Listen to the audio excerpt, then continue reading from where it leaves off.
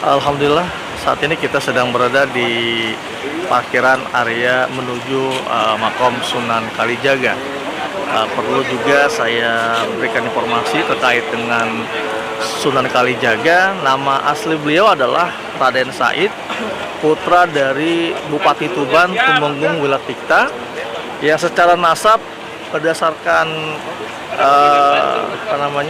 sejarah ada mengatakan berasal dari menyambung pada Rasulullah melalui jalur Husain, dan ada juga mengatakan menyambung kepada Sayyidina Abbas bin Abdul Muthalib. Sunan Kalijaga mempunyai beberapa nama, salah satunya adalah Pangeran Tuban, kemudian Lokajaya. Kenapa dikatakan Lokajaya? Lokajaya itu artinya perampok yang budiman. Karena Sunan Kalijaga itu merampok, kemudian hasil rampokannya diberikan kepada fakir miskin. Ini menarik dari Sunan Kalijaga. Selain itu juga Sunan Kalijaga ini salah satu wali Songo yang mengalami 4 masa. Yang pertama, kehancuran ataupun kemunduran kerajaan Demak, kemunduran kerajaan Majapahit, kemunduran kerajaan Kediri, kemunduran kerajaan Pajang, dan awal pembentukan kerajaan Mataram. Usia beliau cukup lama, cukup hampir kurang lebih 100 tahun lebih konon kabarnya, dan salah satu putra beliau juga menjadi salah satu sunan, yaitu Sunan Muria yang kita kenal dengan nama Raden Umar Said. Nanti kita akan kesana insya Allah.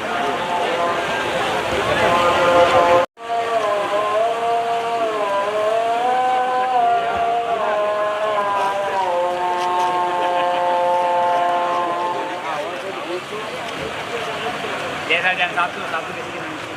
Mancing. Jadwalnya mancing. Iya.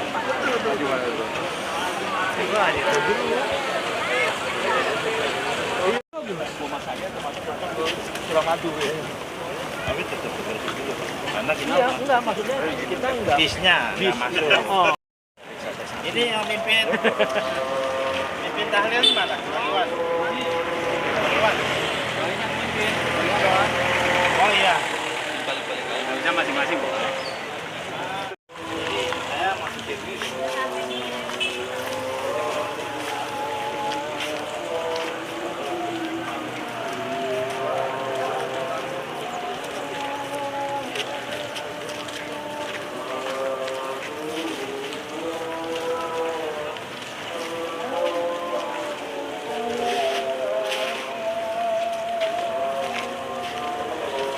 Dan kawal lo habis.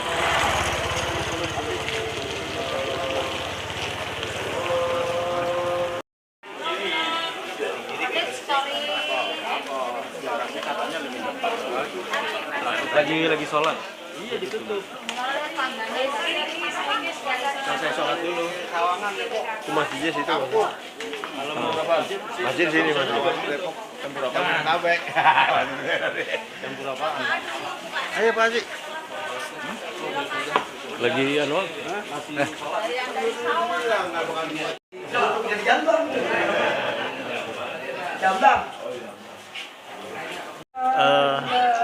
Ada hal yang berbeda dari Sunan Kalijaga dengan para sunan yang lainnya. Kalau kita perhatikan, mulai dari pakaian yang digunakan oleh Sunan Kalijaga tidak seperti para sunan yang lainnya.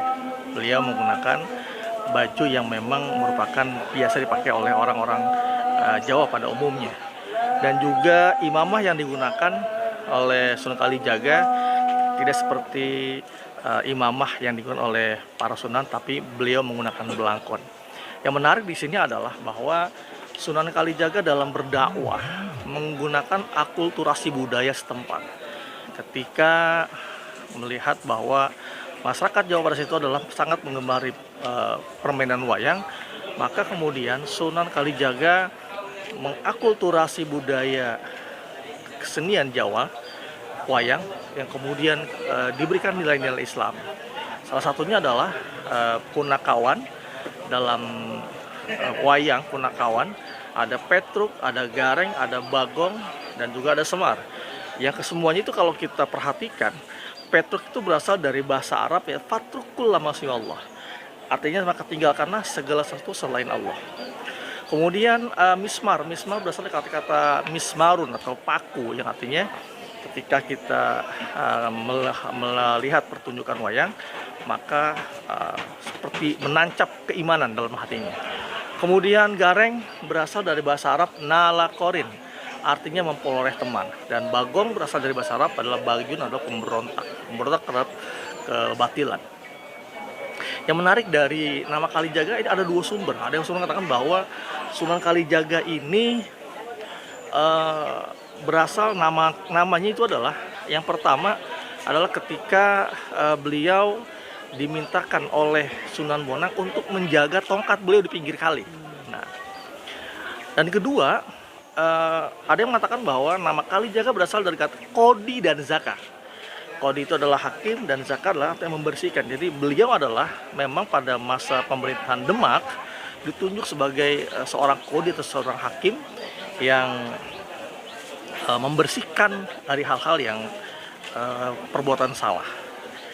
Dan sepakat para sejarawan mengatakan bahwa nama Sunan Kalijaga adalah berasal dari kata kodi dan zakah. Nah, ada juga yang mengatakan berasal dari karena beliau menunggu tongkat itu, yang tentunya adalah kita mencoba untuk mengkaitkan dengan sejarah ataupun kisah Ashabul Kahfi yang Allah tidurkan dalam selama 350 tahun dalam sebuah goa. Begitu juga halnya dengan Sunan Kalijaga yang konon kabarnya ditidurkan selama 3 tahun dengan menunggui tongkat Sunan Bonang, yang kita ketahui bahwa Sunan Bonang adalah guru dari Sunan Kalijaga.